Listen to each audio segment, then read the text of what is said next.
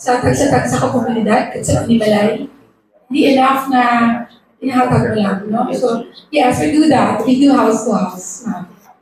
Thank you, RD. No? In fact, And no, we have done that. We've done it personally. Benito Naklan have done that. So we cross bridges and rivers and seas to... kung hindi sila RD, kung hindi sila kapalapit, kamo na lang kapalapit. Kamigid, yeah. Actually, Miss Kin sa Siningpea, Kamigid. So we divide ourselves to different provinces. Alright. Good morning, Adira Rana. I think the pamangkot kami for the national budget. I mean, ang apat ng existing subong, I was asking actually, there's a counterpart LGU budget for that, no? If it's the provision is a must, I mean, actually kung ara sa provision sa no, they have to create a center for that. And I guess LGU, they cannot neglect the senior citizens. It's a big population vote as far as the local unit is concerned. Anyway, comment ako to sa rehab, I think dapat hindi tanit na lang pagpuntahan sa rehab because there are other agencies and that's supposed to be the center, though entertainment and though pandala nagado dirang senior citizen. Anyway, I guess we will limit on that, no? Ako, senior citizen nun ako, and in San Miguel, you understand the situation in San Miguel, and we hope that could be to unite all the senior citizens in San Miguel, no? Makaka-relate kita na. Now, the budget, that was actually the question that I have privileged. Do you have enough budget for that? Because the success of the campaign of this NCSC is definitely if the budget is enough for you to go around in your area. Second, of course, if there's LGU support, sometimes it becomes politicized, no? Most of the lang ng politika pala. So, nag-create some kind of books and ibang area. So, how do you meet all these things? Okay, so I think, Sir Manny, the question is focused on the senior citizen centers, right? Yes, it's a law, no? Republic Act 7876, that they are to put up in each municipality, city, its own senior citizen center. Now, if you're asking a budget from the budget of NCSC, with all honesty, we do not have budget for that. That's why we have them lobby to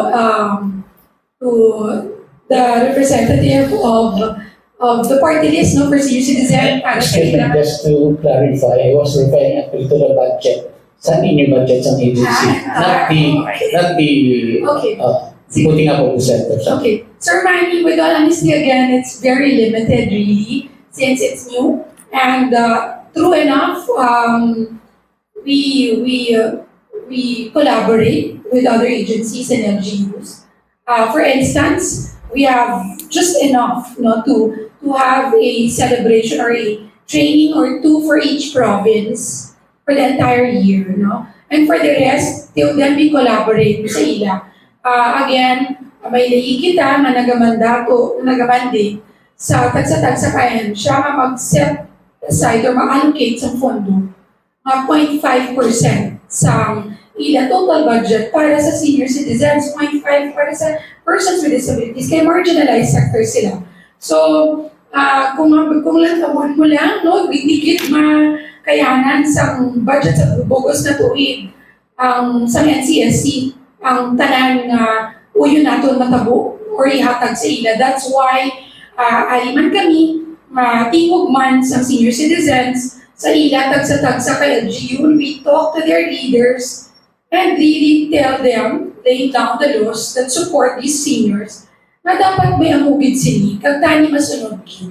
Okay, so damo pa mga question. Isa na lang, ang kadamo kung mabatian ko kaysa there are establishments not following the 20% discount. Second, may ambal nga isa naging baklan ko to sila 5% lang ako sir. No? Hindi mo siya maakigan because the pati man lang siya sa management. No? Hindi ko lang pag-ambal ang banto manina. But as far as ng mga fast food nga daw inakakuan pero daw mabilig ka ganyan na hatagin sa 20% discount. Now, we would like to ask kung sino sa inyo, how do they compute the 20% discount?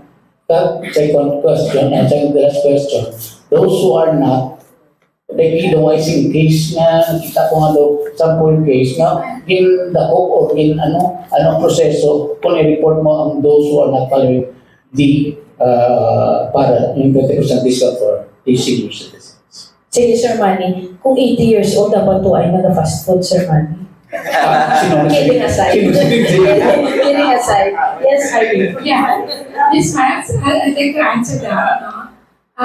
Republic Act 9994, okay, ang Expanded Senior Citizen Act of 2010 tells us no, that grants Filipino citizens aged 60 and older a 20% discount and VAT exemption on essential goods and services.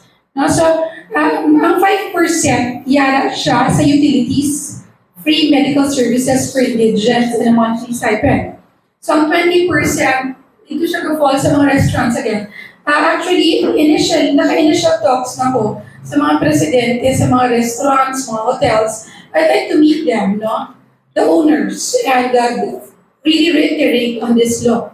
Nga dapat i-implement yun. I've also received reports personally na gin-refer ko back to the LGUs, especially sa naghahatag sa permits na makapatukod sila sa ilang negosyo or sa ilang butika, na dapat sundun gid, no? Kay kung may mga written kita nga mga complaints, then we can act on it. And kung pero walang taon, i-refer lang sa LGU, sa committee chair nila, sa ilang CSP, sa senior citizens, pwede gid maaktuhan kagang ilang I think I've reported before, no? Same goes with PWD.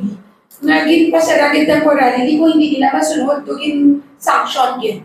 So, ako na, uyin natin na, isa na sa plano natin, moves forward, kung kuhaan din, hindi enough na we're just announcing it. I think we should really sit down with them and really reiterate, no? So it does happen, and it's very, very sad. Sa tanan, ang seniors pa nato ng atong inadalukan sa sininga, layi na gitini, kung nagtaon natin pila na malangkit ka years, ang ila they have no to live here on earth. Nga ginadalukan na, ginabiktima, galayin na akong good. That's why kadamo na gid, nakaschedule na Sir Manny. And thank you for reminding us. But we will be acting on it. Ms. Miles might want to add something. And lang, Sir Manny, with regards to kung kanina, the penalties for those establishments na hindi mag-impose sa sining benefits supposedly para sa ating mga senior citizens. And based nga po sa ating RA 994 Section 7, nakastipulate ang ating mga penalties. Section 10, letter A, for the first violation, may alay kita imprisonment na, not less than 2 years, but not more than 6 years. Kasi may alam mo siya nga, may fine na of not less than 50,000 pesos and not exceeding 100,000 pesos for the first offense. And may arak pagin siya, may mga provisions pagin siya na for any subsequent violations, may arak siya kahapon imprisonment from 6 years to not less than 2 years to 6 years. And of course, may 100,000 man siya na penalty but not exceeding 200,000 pesos. So any person who abuses the privileges man, man natin nga, may mga reminders man mismo sa mga senior citizens natin na kung tagaan man nila sa mga abuses, ang mga privileges na ginahatag para sa ilang iara makita sila mga punishment kag may mga imprisonment man nga itong ginahatag. Based man sa RA 994 Section 7, letter A and until letter C. May add si R.D. Rara. Professional fees, errors, and transportation, air, sea, or land. Utility discount of 5% only, kung utility, on electricity and water bills. If the meter is under the senior's name and consumption does not exceed set limits. Medical services, free vaccines, medical dental services, and diagnostic fees in government facilities. Priority ini sila. Ang social pension, a monthly stipend of 500, which now increased to 1,000. And that's the social pension which falls under DSWD still. So may death benefit man, assistance for funeral and burial services. So, amo na. And I just also learned, no, mga cakes, gali 5%. 5% discount. Parang ibahan wala, no? So, yeah. So, but there. Pero bawal gid ng tulong, piliyon nyo lang sa tagaan nyo sa discount. Dapat medicines per se as a whole, dapat 20% discount. Kids sa seniors, no? Kung magamuman sa PWDs, dalon ko ng PWDs, no? Very close to my heart, man, na sector. So there, that is so sad. So, mapanawagan ako ng tani sa tanan nga nagapamati, restaurant owners, hotels, kung ano man nadira, sa airlines natin, please, let's just give it to the seniors what they truly deserve. And, this is a law. Yes, ma'am.